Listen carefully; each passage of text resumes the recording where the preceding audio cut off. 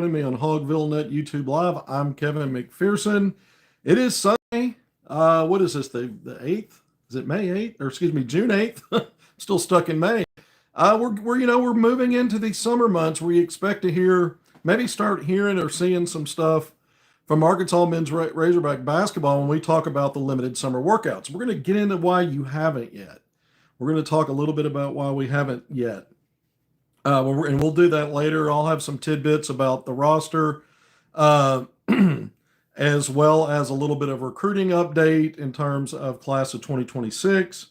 We'll just kind of hit some of that stuff briefly toward the end. I'm going to go through some scheduling stuff as well. We got a big good morning, Kevin. Good morning, and it faded off. But good morning to everybody. There was a mega scheduling drop by John Calipari during his, getting some good mornings in here. Thank you. Appreciate that. But Calipari drops a big scheduling bomb. It's classic Calipari and the kind of matchups that he makes. So we're going to talk about that edition. I spoke with someone who was there and heard this. It was really interesting that it came out the way that it did. Yeah, we're just getting a lot of greetings and say, Houston and Madison Square Garden is huge. So we're going to get that and then go over some of the other schedule stuff we've talked about. Excuse me, I didn't realize I was this hoarse before I came on. Had I been talking much today? I've been on the phone a little bit. My voice is taking a turn for the worse. It was a long one yesterday. I got on the road early and didn't get home until after midnight. So I had a long day out of town, and so it's good to be back at mi casa. Let's go ahead and silence that. I keep getting a woo damn pig. That's right. Oh, it's a big day. How about those Diamond Hogs, right? But let's get into this Igor Reezhov to Arkansas scenario. It seems like it's heading that way. I've had a brief convo with his agent, who happens to be based out of St. Petersburg, Russia. So, this hasn't been message type of thing. And we know technology allows us to have little chats and conversations in real time. And it's interesting what came out of that. So let's catch us up to speed on this international player, 6'11" forward center out of Russia, Igor Reezhov. EGOR, first name, last name spelled RYZHOV. We brought you yesterday. We told you we've got two sources that are well connected, good sources that think he's headed to Arkansas. We've not been able to confirm, as I said, like a silent or private commit like we normally do. We normally check on the paperwork when there's momentum for a player, the paperwork, sort of the procedural stuff at the university. And we've been able to do that in the past with Calipari players, including the two they added out of the portal, the two most recent additions. And so this time around, we checked on it. It was part of the talking point yesterday. There was nothing in terms of from the source who gets this, that paperwork had been done for Igor Reezhov. Me asking the staff about a new addition coming soon. That was confirmed to be something to keep an eye on and maybe likely. Could it be a foreign or international player? I was told could be. Knowing that the list of names I was given recently by a source that we talked about a week ago, they were all international players. So I'm already thinking it's trending that way, but I'm trying to get clarification from the staff. So, and then when I asked about this specific player, there was no firm denial and no firm confirmation. It was just, either way, you read into that what you want.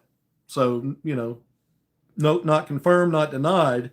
But in the past, when players have come up that the staff is not after, they don't want that out there circulating, and they've been pretty adamant about, let's put an end to that.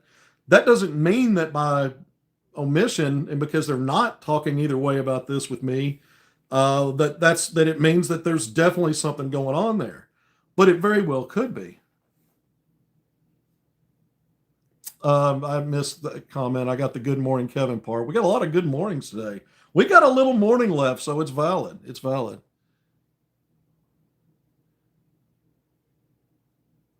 Looks like we're about to add a backup forward to TB. That's right. That's what Igor would be. Forward center, 4-5. I think primarily would probably play at the 4 alongside one of the other big men. I think that's right. But I think he could play the five in a pinch. And this is where last year, you had basically two centers, TB as a 4-5, and then you had a Duthero who mostly played the four spot. He was kind of a 3-4 combo, but mostly the four. It's actually afternoon for me. All right, so we get unbiased brim. So we know that we've got folks that tune in all over the place, and I get people that reach out to me all the time to let me know just how far away they are, which makes it even, I guess, again, technology puts them in the room with us, but we love everybody being here, whether you're nearby or not. But thank you to everybody that chimes in. Look, this is a situation now where I think, after all, we talked about the player yesterday. We went through the things I just mentioned. I went through it again to kind of set it up of where we're at to where we are today, because I've got more information. And it goes back to trying to read between the lines a little bit on what's not said. When someone says, I can't comment on that, that typically means that something's going on, especially when it's a player agent, because I deal with them all the time. And talk to them all the time about players. And usually, if there's a player that has reached, or excuse me, a school or a staff that has reached out, but they're not really in the mix now, or maybe they were, but they're not now. I haven't yet to meet an agent that does not acknowledge the contact, because they want that narrative out there that your school's pursuing their guy, that builds value for their guy if they are undecided or still going through a process. So I reached out, was able to easily contact Igor Reezhov's agent, who, by the way, shares the same last name. I didn't ask him if they're related. I haven't, maybe that'll come up as we continue to go back and forth a little bit. But for now, I've got enough information to say that when presented with the notion that Reezhov might be headed to Arkansas, and that's what I'm hearing, and that Calipari has been in contact, multiple times with this agent, I got a no comment on that, which doesn't surprise me if this is something that's moving pretty quickly and about to finish, because he was commenting on other stuff, including just the highlights when asked about the kind of player that Igor is. At the top of the list is, and I'll quote him, he's a hell of an athlete, first of all, likes the ball in his hands. All right, so, this guy's willing to exchange. And a lot of times with agents, and I'll have an example later in the show, once you build a relationship or start that initial thing, they start sending you stuff unsolicited. They would just want to keep you up to date. They want to promote their player. They like, this is typical. And so, and I'll give an example a little bit later, but with this guy, I'll quote what he said. I cannot comment on that. And so, again, my experience is, if agents, if they have a player that your school's been in contact with, they want that out there, especially if it's window dressing to an extent. Maybe they made initial contact, but they want you to think or know, and especially if the head coach is involved, especially a guy like Calipari. If Arkansas is not in the mix on this guy, 9 out of 9.5 times an agent's going to let you know, yeah, but they were in touch. That they reached out, they pursued, and usually they offer that up. It doesn't mean that a no comment signifies for sure that Arkansas is involved, but it seems like it is, that they are. And again, I went back to the examples with Arkansas staff. If it's something that's not happening, they're pretty adamant to get. But I do find it interesting, the things that we talked about yesterday in terms of what we saw in this player. And I mentioned, if he's not an elite athlete, if you can't take that looking at the Euro footage, and you're not quite feeling, confident to say that fully because you don't know how he's going to match up with athletes here in the college game. I said at minimum, he's a plus athlete. But when you see a guy playing above the rim, the rim's 10 feet tall, and you see what appears to be really quick and explosive bounce and just assaults, it's not like he gets right up to the rim every time he dunks either. He spreads out, he's up high, and he's, sometimes there's a little gap between him and that rim. And a lot of times when you see guys that are able to do that, like Brazil and Gafford and some others, it's not just about the reach and the wingspan, it's also about those hops. But this guy, the first thing out of the gates is hell of an athlete, first of all. So that's what we really honed in on yesterday when we talked about Igor Reezhov. I'm still at a place where I'm not certain, obviously, because I wasn't yesterday, and this doesn't make me certain of anything, what he said. But the can't comment, again, not typical for anybody promoting a player, whether it's a parent or an agent. All right, so there's that. Again, we're on commitment watch today. Again, when you're told something can happen soon, I mean, that could be hours, days, maybe a week. You know, how soon is relative to the grand scheme of things as well. I mean, so could it be later in June? I find some other things interesting, and we're going to talk about that when we go through a little bit later some other stuff. But that's the update on Ryzhov, and the fact that again, an international player. We have felt like, and we said yesterday that.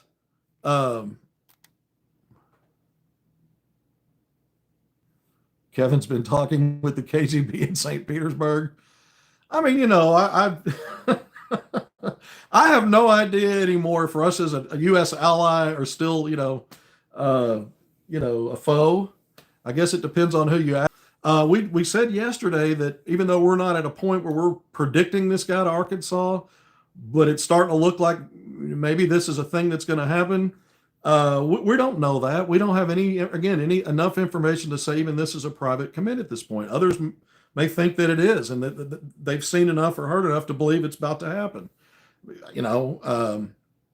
Whatever. But I do think the two things are, when the staff's telling me something soon and could be international, I've had enough source information to know they're kicking the tires on multiple international players this late in the process, which tells me whether it's this guy, which it looks like it's headed that way, or if this doesn't get wrapped up and something blows up or changes and it's that deep into it but not quite finalized and they shift gears, I still think it's likely to be an international player. And I've got at least one name I still can't give right now. Another one that hasn't been shared with me that I'm begging that source to just say, give it to me. You gave me the other ones, swore me to silence. I've done the job. In Little Rock, where, well, maybe we're done. We less is more, all that, but still leaving the door correct. We could add another, and we've got, so to me, getting everybody back on campus, getting your resolutions with guys like Thero and Knox, all the things we talked about yesterday, makes sense with the portal drying up, that if you do have the plan to add one more, it's going to be a depth piece, not some guy that you're projecting as your starter. And this guy checks a box as a depth piece, in my opinion, Ryzhov. And not only a depth piece and not a splash, but it would get you to the 11, top 9 like you had last year, plus 2 more playable guys in Seeley and Artal. It gets you there, and that was kind of one of Calipari's talking points at one time. And source information we have that the resources would be in place for Arkansas to expand with enough NIL to go from 9 to 11. So all of this fits together. It's just a matter of, are we at a place now where we say with some kind of affirmative head nod that it's this guy? For some, they may already be there. I'm getting closer to it. The comments from the agent today doesn't necessarily get me any closer, but I do find it interesting because, again, the easiest thing to do is to talk about your player if there's nothing here, not now, not recently, and not going forward. And yeah, they contacted us. That's almost always how that goes down. Again, just to recap that. All right, we're 20 minutes in fully. Thank you for joining me on HogvilleNET YouTube Live. We're on Commitment Watch, and is it Igor Reezhov, 6'11" forward center. If you want to go back through him as a player and some of his stats, I gave that out yesterday. I will say this. I will add in one thing we talked about when he played 29 games on the upper division. He played 12 in the lower division, where his statistical averages were pretty good, but the efficiency wasn't so great shooting. On the higher level, not as many minutes, less than 8. And so his averages were low, but his shooting percentage was much higher. 61% on 2-point field goals, only attempted 1 3 and missed it. But when he got minutes, he had a game where he played significant minutes, I think 24 minutes. and he scored 23 points. And this is on the upper division level. 8 of 8 from the field. I'm assuming all those were dunks and layups, probably most of them, if not all. Not a great free throw shooter percentage wise, but he made all 7 of his free throws. So he was perfect. 23 points, 9 rebounds, and a steal in a blowout win for his team on the upper division level, playing, I think, again, 24 minutes. So that's a little bit more than I gave yesterday. We talked about his 8.3 rebounds and 2.9 assists, 1.5 steals, 15 3.3 points. We talked so much about how he gets to the basket, the athleticism, getting to the rim. He was 3 of 27 from 3, 11% in the lower division. So again, that's really not his game. And then to have his agent say what he did, just focusing on the fact that he's an athlete, but he likes the ball in his hands. That's another interesting thing, because we remember Arkansas when Adu Thero, in a different role as your lead alpha, you found ways to get him the ball at free throw line extended and kind of isolate him. And he had that, that design where they positioned him so that, he set up so that when he received the pass, he was already driving off his back foot toward the basket as he was catching the ball, just to give him a little bit more advantage on that first step. And so they might envision a similar role for this guy, because this guy's another rim hunter and a guy that I wouldn't say he has the body mass to play bully ball like a Thero, but he's taller, he's strong enough. I think he's listed around 220 pounds. I don't know that we brought that up yesterday, but 6'11". And so you might see some stuff when he's getting his minutes. Now, he's a backup at the 4. And we're still going to have to endeavor in one of our next segments, maybe tomorrow, a new minutes look at this roster. If we've learned that Arkansas has added this guy, because we'll probably hold on to that until we get that news. But if it's today, we may do it when we come back on. If we break in live, I don't know if it'll happen today. Diamond Hogs at 2 and Pro Hogs tonight. Who knows? Who knows what kind of timeline they're on with it? If it's this guy and it's already decided and it's just a matter of when it comes out. Again, if I'm being told something's about to be announced soon, it's telling me that they're not in negotiation anymore. But you never know if Ole Miss is involved and they jump back in later at the last minute, like we've seen happen. Maybe you're back to negotiations and it's not going to. Again, you throw out all these scenarios because nothing's definitive until it is. And that's what Intel's all about. It's building a case based on information you get from people connected. It doesn't mean that the Intel is going to give you an A to B line exactly to the answer you want. Process versus results. Always preach about that. But let's jump into now the scheduling news that came out yesterday. Arkansas is going to play, apparently, Houston in the Big Apple. We talked about so much how Calipari said after Arkansas played Michigan in Madison Square Garden last year, remember Calipari went on the record saying, we're going to try to get back here next year. We want to be here again next year. So he was talking about that then. And then in the offseason, he's referenced it at least once, maybe twice. We've talked about that. It's been out there. It's, that's not anything new. But what was interesting yesterday at one of his satellite camps, a father-daughter camp at, I think, inside the Performance Center in Fayetteville. He's going around the state. He's got more events scheduled for early this coming week. But he was out and about around the state, but he was at home. It was in Fayetteville at the Performance Center. And I don't know if it was at the beginning or the end, but he was talking to the camper, the fathers and daughters that were there, and he blurted out that Arkansas will play Houston in New York City. And apparently just kind of left it at that in terms of that. So a media member, a sports radio host in Northwest Arkansas, Josh Bertassini, tweeted out this information and quoted Calipari. So that's how that got out. I've also talked to an in-state high school head coach who was at that event with his daughter. And I said, so was there any, like a media veil that you saw where this came out? Or did he just blurt, or did this just come out to the everyone who was there? And he goes, yeah. He goes, it was kind of surprising. He goes, I just assumed it was already out, and he was just reminding people. I'm like, and then I think at some point realized that's how it got out. Someone that wasn't necessarily dialed into whether that had been made public yet or not, but it was an in-state high school coach, again, with his daughter that said, yeah, he just told all of us. So, we know Calipari, when he's talking, will give you, I guess it doesn't matter necessarily what the audience is. whether it's the media where he shares some stuff. Yeah, we're going to this and that, or to a group of fans at an event in those roadshow events or in these settings. But I think it's cool that we now know the more on the Calipari splash scheduling stuff. I mean, it's Houston, the team that played for a national championship in the title game, and a whisker away or two from winning it all.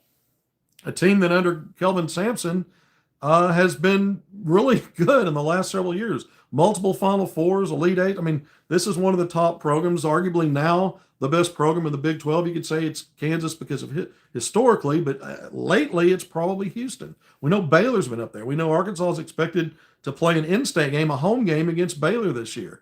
Played them last year, in not in Waco. It wasn't a true road game. Played them in Dallas. I covered that game, and it was ended up being a tight game. Baylor led most of the way, but you got Baylor again. That was an NCAA tournament program. We know won a national title 5 years ago. So that's a marquee. So it looks like a second year in a row that you're going to play. Well, it is now that it's out. Two Big 12 schools, back-to-back seasons. And so, those are the kind of tests, I think, that help you get ready for what now is the toughest conference in college basketball, the SEC. I mean, the Big 12's right there. Big 10's really good. Those are probably the next two. But, I mean, any of these schools at the top of the Big 12, these are the kind of matchups that are made for television. They're going to spark a lot of interest. Houston's going to be projected, highly, as will Arkansas. When you look at the preseason rankings, and, my guess is when we, get an announcement on the playing date for this game, it's probably going to end up being a matchup between two ranked teams. You always want those kind of things in a quad one win opportunity. But it's just a huge situation. If you remember when Calipari told the story about how he made the decision to come to Arkansas, he credited Kelvin Sampson in a conversation he had with him that kind of led into or helped convince him that moving on was maybe a good thing and coming to Arkansas. And so, there's obviously a relationship there. And a game like this was talked about, I know, last year when we saw the schedule come out, and it wasn't Houston. It was, but it is now. It is on this schedule. And so, when you look at some of these, matchups, I've mentioned the two Big 12 schools, Houston and Baylor. You've got Duke, a Final Four team last year, and the team that Houston shocked in the closing, minute, looked like Duke was going to win, and Houston flipped the script in the closing minute and won that game. And so you're got another Final Four team from last year that Arkansas is going to play at a neutral site, Chicago, on Thanksgiving Day. That's November 27th. And then we also know Arkansas is going to host an ACC SEC Challenge opponent who we hope's a North Carolina, Louisville, North Carolina State, even a Clemson. I mean, those are kind of the four I've mentioned. There's some others that might not hurt my feelings. Man, I forgot to take that off the ring and put it on silent before I came on. I got the same person blowing me up here with texts and calls. So we'll and of course I broke the news on the in-state Division I UCA Arkansas matchup, another one back to Fayetteville, and that's November 11th. And so that one, again, the contract's not finalized. I don't think I haven't checked on it in a couple of days, but I'll circle back on that. But again, that was the case last year with the ones we told you about before they ever got announced by the school or released. And those contracts were also pending, and every one of those games ended up happening as reported, and the dates stayed the same as well. So we'll see, but we're starting to get a better picture. Now look, Houston, Baylor, and Duke, that's three high major opponents. We know the quality. ACC SEC Challenge, we know that's going to happen. So we know there's a fourth high major. We just don't know which opponent yet or the quality. But what I think is really interesting here is last year, Arkansas only played four high majors. A lot of that, you heard Calipari talk about getting, I just got here, putting the schedule together. Everything was kind of, and he's right. He's right. And we always wanted that fifth, quality matchup, that fifth, sort of that sexy matchup, that one, another high major. Whether it was neutral site or getting them to come to Arkansas. We were looking for that fifth opponent, and it just didn't happen. This year, we're at four, three that we know about. Again, ACC opponent for the challenge. We don't know who it is yet. Obviously, it's a high major. Can you get a fifth one? Well, there's been talk that Arkansas, the way it's been phrased to me, Arkansas has been considering opponents, high major opponents, or mega matchup settings with teams out east, including Big East.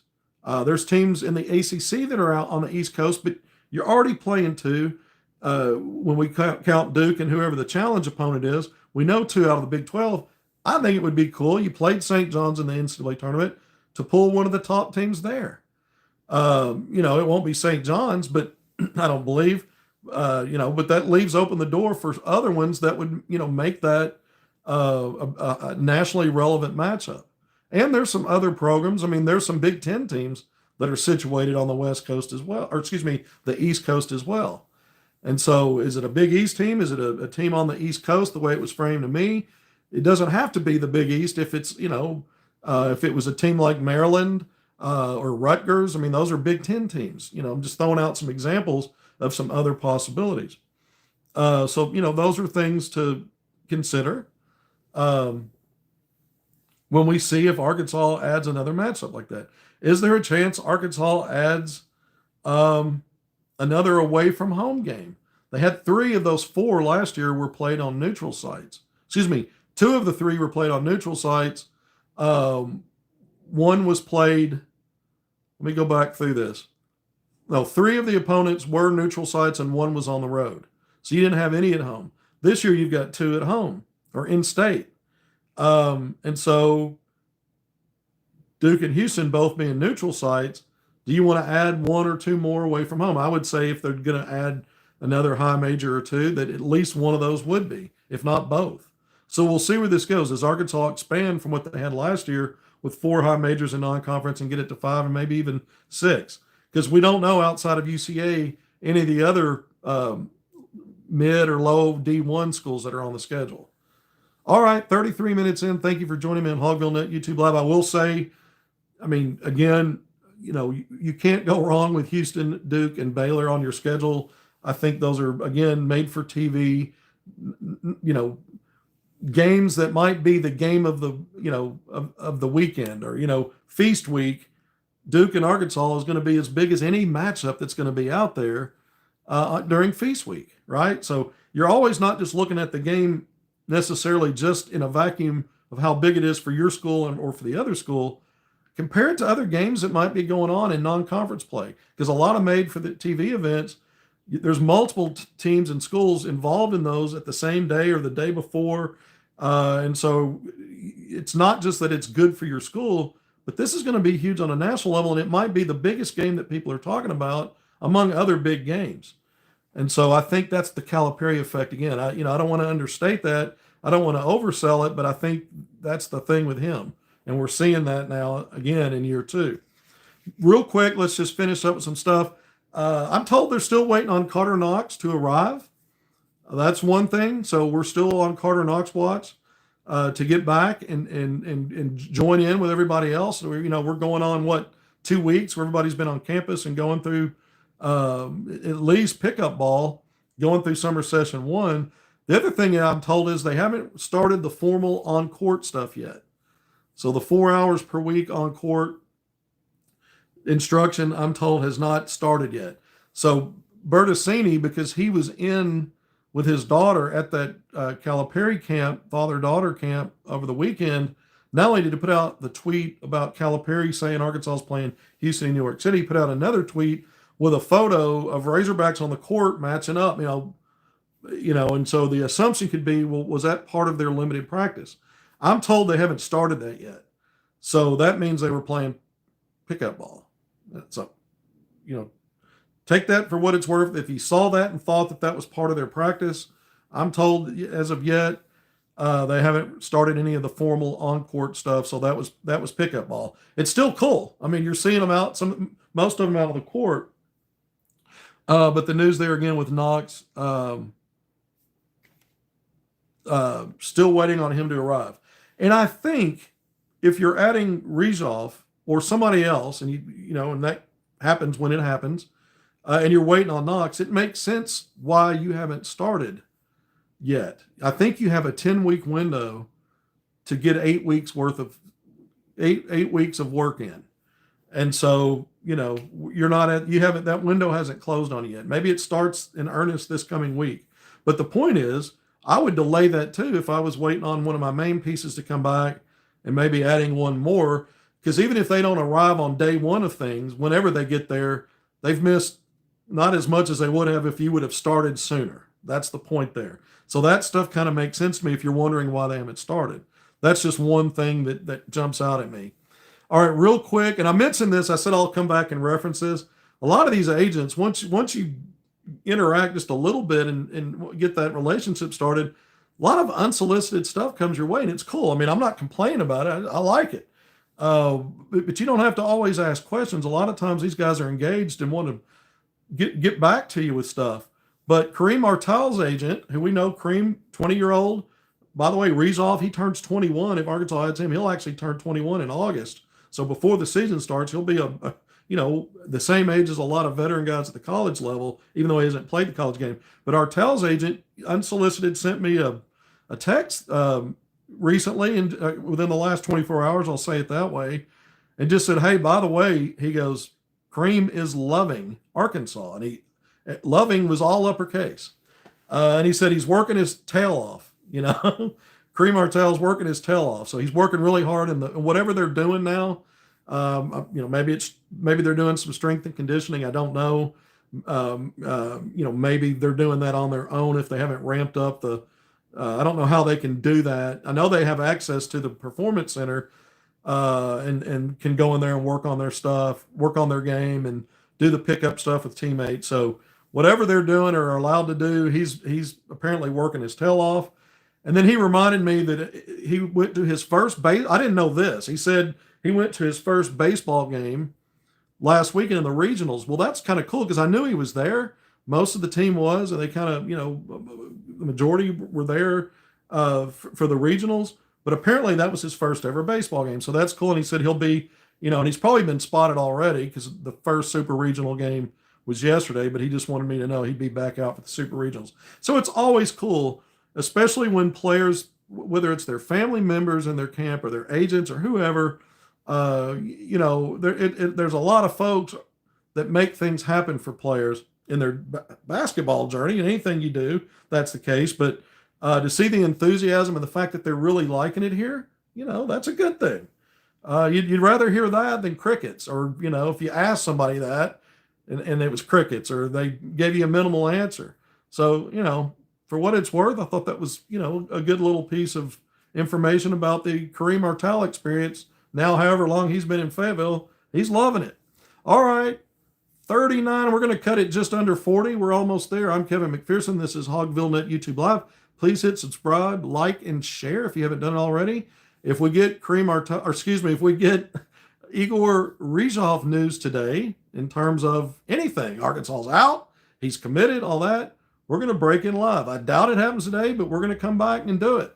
If not, we'll probably be back on Monday. We're other stuff I'm working on and stuff we're close to ready to bring. Just got to sew up a few more details on a few more players and things that Arkansas has got their hands in. A lot of irons in the fire. It's an exciting time for me when you hear that big schedule news drop, and some of these other things in recruiting. As you wondered and worried about your roster, now maybe you don't have to. Till next time, see you soon.